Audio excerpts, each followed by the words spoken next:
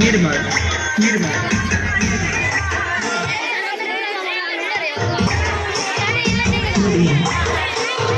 కరీంనగర్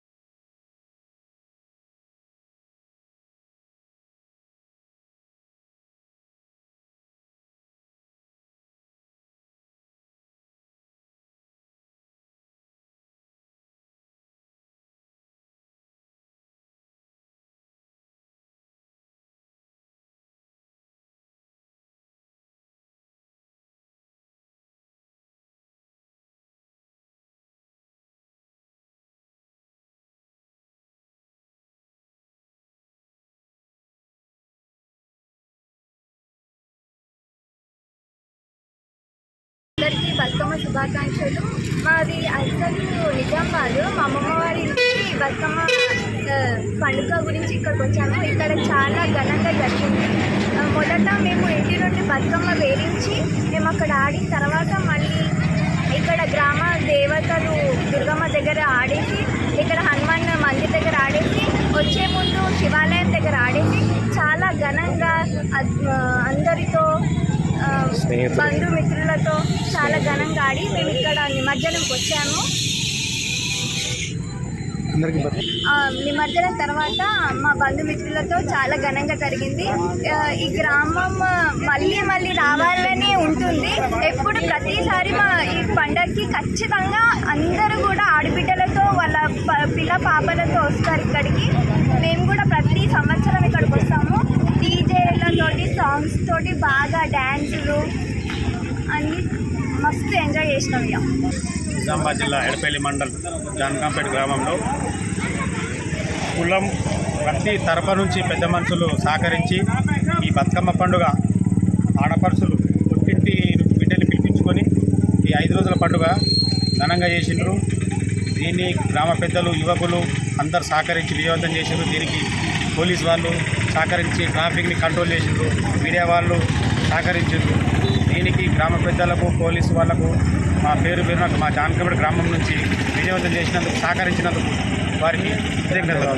ఈరోజు జానకంపేట గ్రామంలో పిత్రమాస దీని నుంచి 5వ రోజు ఈరోజు బతుకమ్మ పండుగ మా యొక్క గ్రామంలో జానకంపేట గ్రామంలో ఘనంగా ఆడపడుచులందరూ మన పుట్టింటికి వచ్చి ఈ యొక్క పండుగను ఘనంగా ఈరోజు నిర్వహించడం జరిగింది. దీనికి గ్రామ పెద్దలు యువకులు అందరూ సమిష్టితోటి సమన్వయంతో పనిచేసిన ఒక కార్యక్రమాన్ని దిగ్విజయంగా పూర్తి చేయడానికి అందరూ సహాయ సహకారాలు అందించారు. దీనికి ముఖ్యంగా గ్రామస్తులందరికీ ధన్యవాదాలు తెలియజేస్తాను. బతుకమ్మ పండుగ జరుపుకుంటున్నాం. అంగరంగ వైభవంగా ఈరోజు లాస్ట్ రోజు సద్దుల బతుకమ్మ.